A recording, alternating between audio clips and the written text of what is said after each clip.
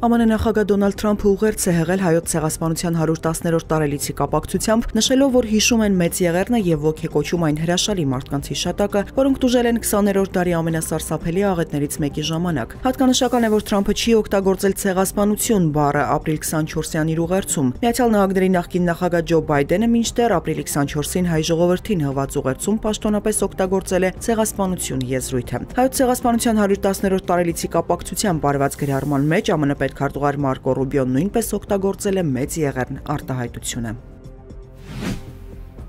Նախագահ Վահագն Խաչատուրյանն ապրիլի 26-ին Վատիկանում կմասնակցի Հռոմի Ֆրանցիսկոս Պապի հուղարկավորության արարողությանը, հայտնում են նախագահի աշխատակազմից։ Հռոմի Պապի հուղարկավորությանը ներկա կլինի նաև ամենայն հայոց Գարեգին II կաթողիկոսը։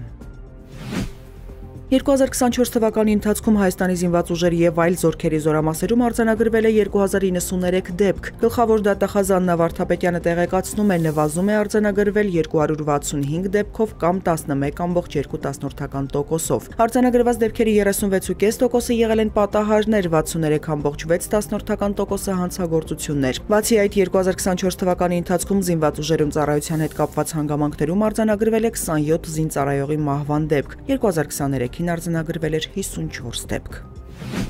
Հայաստանի քաղաքացիները 2025 թվականին սկսել են ավելի հազվադեպ այցելել Վրաստան զբոսաշրջային նպատակներով։ Վրաստանի զբոսաշրջության ազգային վարչության տվյալներով այս տարվա առաջին եռամսյակի արդյունքներով Հայաստանից Վրաստան է այցելել 191.800 այցելու, ինչը 5.7%-ով պակաս է 2024 թվականի նույն ժամանակահատվածի ցուցանիշի համեմատ։ 2024 թվականին Հայաստանից Վրաստան է այցելել 948.000 զբոսաշրջիկ, ինչը 1.5%-ով պակաս է 2023 թվականի համեմատ։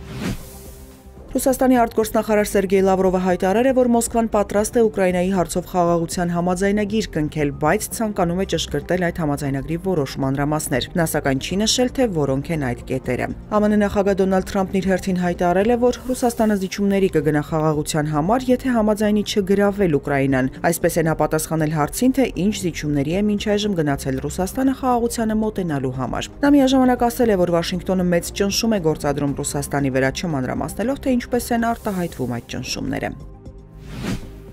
Հնդկաստանի եւ Պակիստանի զինվորականները միմյանց ուղղությամբ կրակոցներ են արձակել Ջամու եւ Քաշմիրի վերահսկողության սահմանապահ գծում, զոհերի մասին տեղեկատվություն չի հաղորդվում։ Պակիստանի բանակի կողմից գնդակոծությունը տեղի է ունեցել երկու կողմերի միջև լարվածության աճի ֆոնին Փահալգամում իրականացված ահաբեկչական հարձակման պատճառով, որի հետևանքով զոհվել է 26 խաղաղ բնակիչ։ Հարձակումից հետո տարածաշրջանում հակաահաբեկչական գործողություններ են իրականացվում։